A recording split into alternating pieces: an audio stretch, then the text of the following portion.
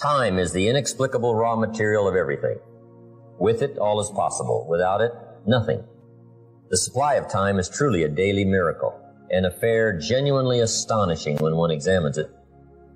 You wake up in the morning and lo, your purse is magically filled with 24 hours of the unmanufactured tissue of the universe of your life.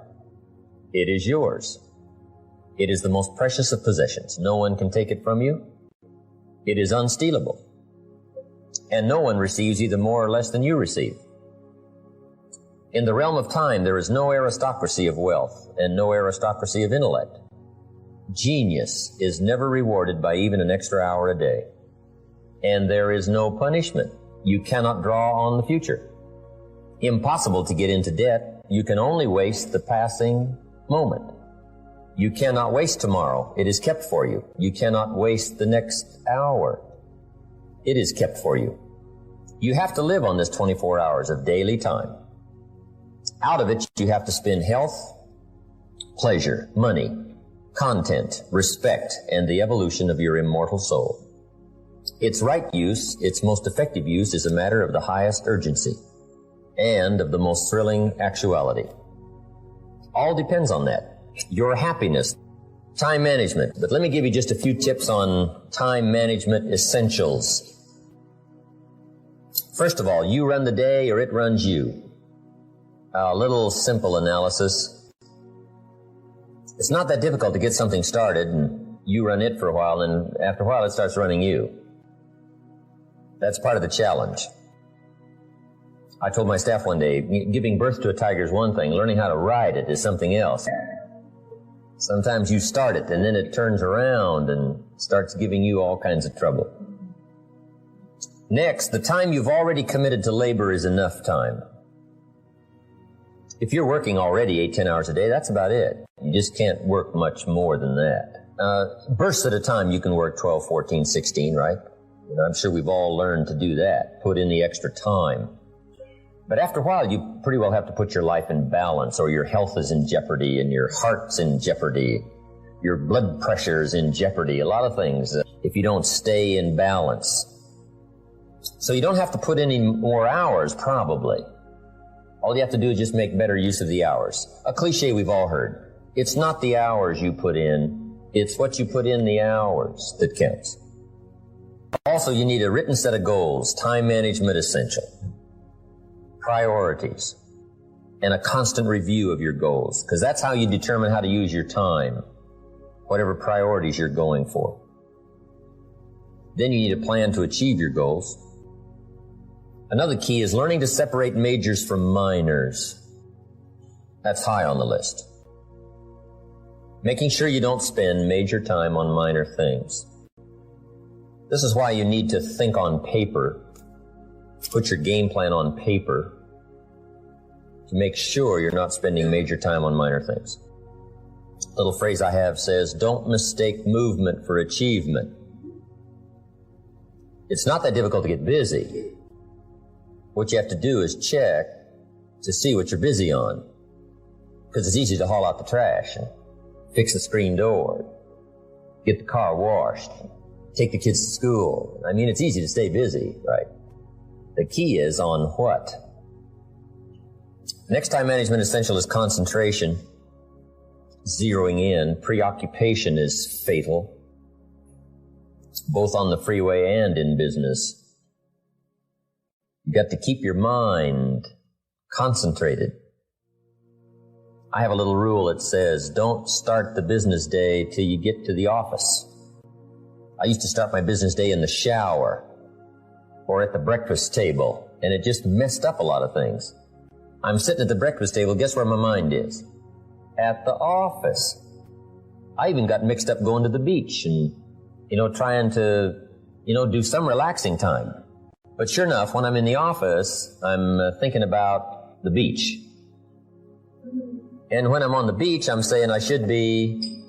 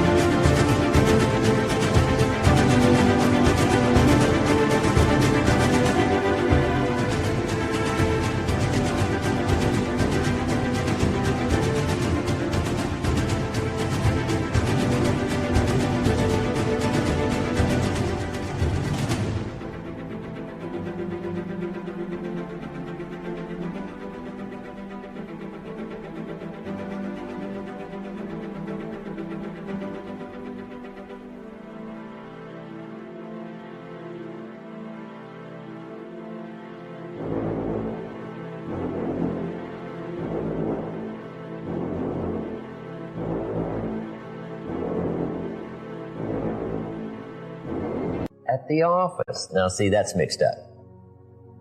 We quoted that little quote from the Reader's Digest in the evening seminar, right? Wherever you are, be there. If you're at the breakfast table, be there. When you're having a conversation with somebody, be there. When you're on your way to work, be there. Enjoy the ride. Take a look around you. What's going on? Study human nature. What's happening? Be there. And then when you get to the office, go for it. Next time management essential is learn to say no. Boy, it's easy to overload your calendar, get yourself into all kinds of time management problems simply because you didn't have the strength to say no when you should have said no. It's much more difficult to say no and then try to get out of it later, call back, make the arrangements, go through the whole embarrassment. Better to say no than to say yes and have to back out. Ron Reynolds has a good phrase that says, don't let your mouth overload your back. That's good. The next time management essential is when you work, work. When you play, play. That one I learned the hard way. See, if you're going to put in a day, just put in the whole day. And if you're going to take some time off, take it all off. Or take the whole day off. If you're going to work a day, work a good, long, hard day. If you're going to play, play, play all day. Either work all day or play all day. Because guess what? If you're gonna knock off at 3 and go play, guess what you're thinking about all morning? Right? Knocking off at 3 o'clock. I mean, it's one of those things. It's hard to zero in, on something and make it productive if you're making plans to do something else. Now, part of this depends on what you do and depends on your work schedule and the job you have and the business you have, right? I understand that. Everything we're talking about these 2 days needs to be altered and monitored and worked around to fit your particular situation. I understand that. I have a builder friend of mine up in San Jose. His name is Peter Paulson. Peter's got it down pat. Peter works a week and takes off a week. That's the way he's got it arranged. He's a builder.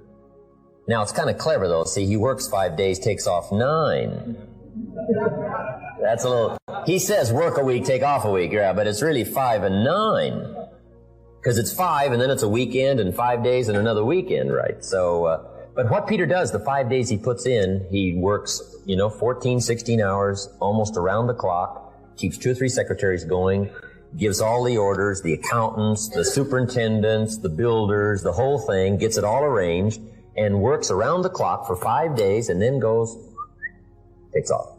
Now, you might not have the luxury of being able to do it that way, but just work on this. When you work, work. When you play, play. The next time management essential is analyze how you are, and then either compensate for it or change. Sometimes you can remain how you are if you just make other arrangements. My staff discovered I'm a poor courier.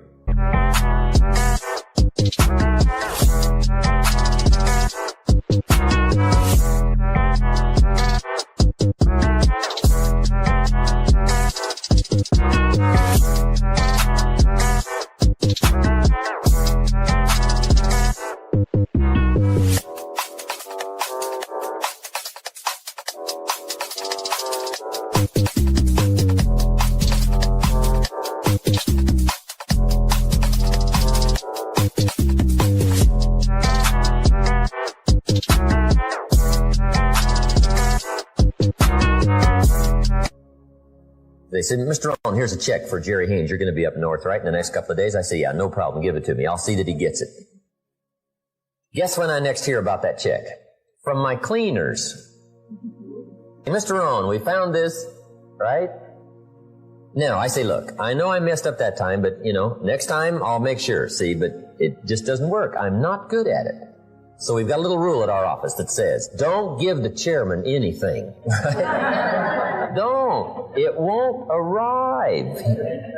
He can talk good, but he's a poor courier. It won't get there. So you just got to analyze how you are.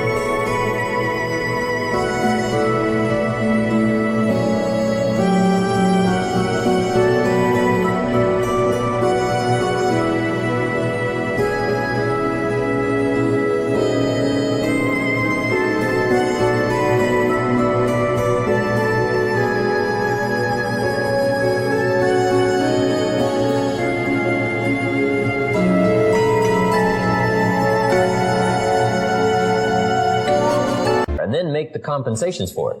Now, you can promise to change all you want, right? But if you're not going to, then make the other arrangements. I finally got somebody to help take care of reading financial statements and taking care of, a lot of corporate business and matters that I promised I would do myself, but I just never did get it done. And it used to be terribly costly to me for IRS and taxes. Unbelievable.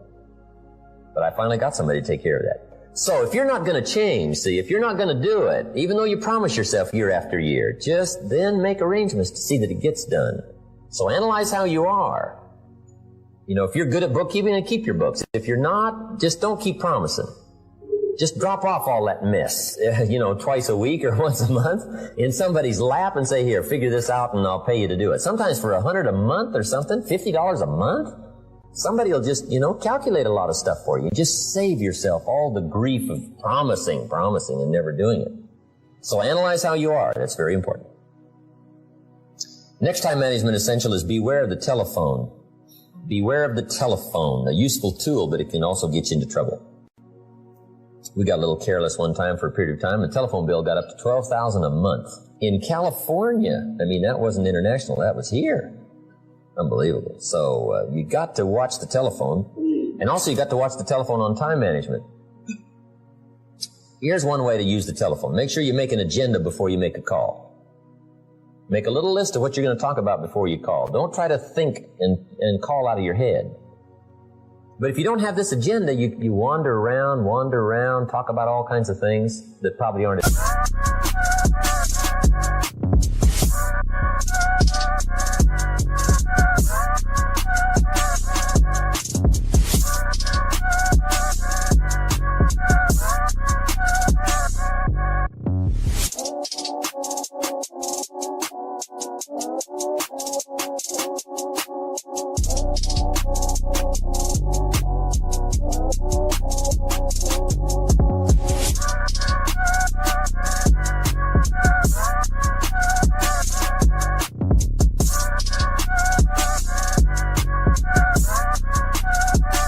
Essential.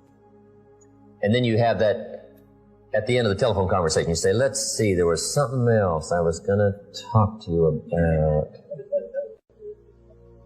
I can't think of it right now. If I think of it, I'll call you back. See, great time waster. Also, when you make an agenda, it's really great when you come back to recall the conversation. Remember we talked about doing these 3 things? You say, no, we didn't go over that. Say, well, let me see. Oh, yeah. There it is. In my log, the agenda of the telephone conversation. Okay? So use the telephone. Now, you got to beware of the telephone at home, too. Now, you might have to have some business calls at home, but you got to be very careful.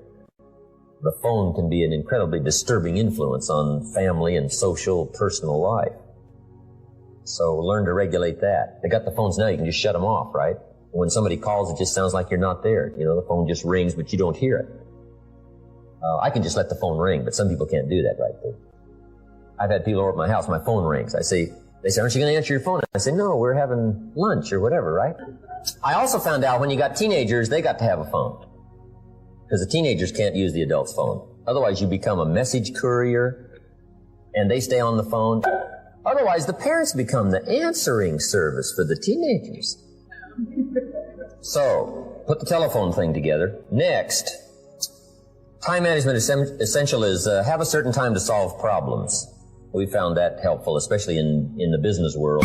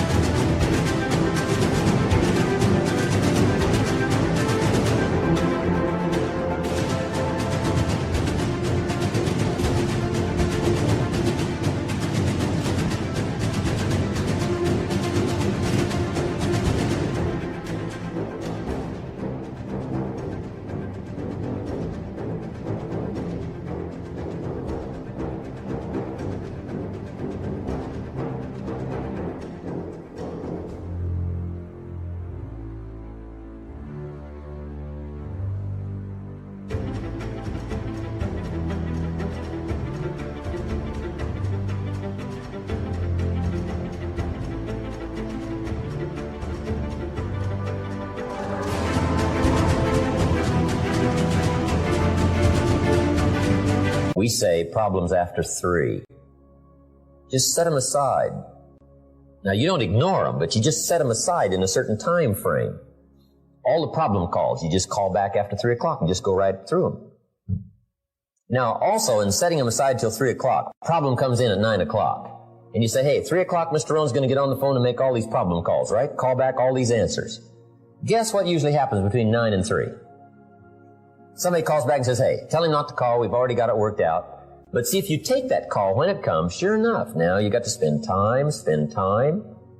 We learn in sales training. People ask questions. You say, hey, save that till training class. Bring that question to training class. You just learn those time-saving things, so you don't have to cover the same things with each person. Next on time management is read all the books. Just get you some ideas on time management from the books. So that's where you get the answers, because everybody's got tailor-made situations that need different answers. So just read them all. You know, some's got some kind of weird stuff. Next time management essential is be more alert. Part of the alertness is not only what's going on, but also be alert to looking at all your present procedures. You may have some old outdated procedures, stuff you've been doing for 5 years, and it's taken 10 hours instead of 1. Right? You could put it on a computer or something. You just, go through, because it's easy to just accumulate a lot of wasted time, wasted motion by not, updating all of your stuff. They got the neat, easy stuff, right? Just go through it. Make sure you're not bogged down with some old, antiquated stuff that's wasting a lot of time. And then be more alert. Take a look at what's going around you. Say, hey, I've been going from here to there, and it's taking too much time. In sales management, we teach, don't go across town until you've gone across the street. Have they heard your story across the street? Guys, I got this hot prospect 40 miles away. It just probably isn't worth the time. It's too far. The span of distance is too long. Just shorten up the span. So be alert as to those kind of time wasters. The last one here is ask questions. When you get ready to talk to somebody, ask some questions. It might save you a great deal of time. Because it's easy to talk to somebody for an hour and then discover you've been on the wrong subject. Or maybe you're talking to...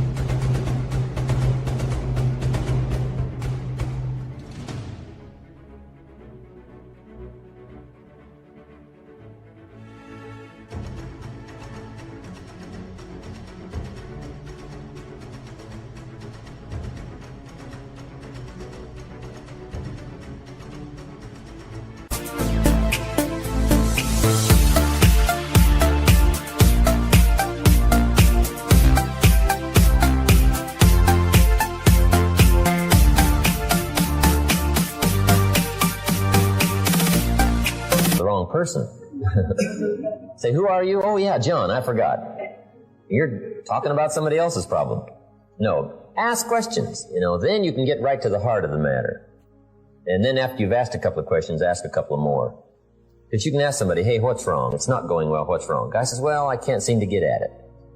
And then you just go on, here's how you ought to get at it, and so on, when that's not really the problem.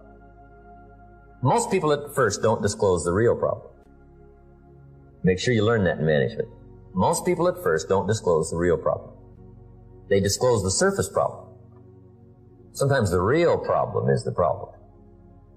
Guy says, well, I got some problems at home. So, oh, that's why you're not getting out there. I've been talking about hitting it when the real problem is something's wrong at home. Let's talk about that. See, just a couple of questions and you just save yourself an hour. You save yourself talking too long about the wrong things just by asking the questions. Okay. And game plans, laying out 6 months, laying out a year. When you do business internationally, you just got to have game plans to lay all this stuff out. Otherwise, it just doesn't get done. Things get missed. Taxes don't get paid. The details don't get taken care of. You've got to learn to think on paper. And if there's one thing under time management we can get across that's major, that one is it.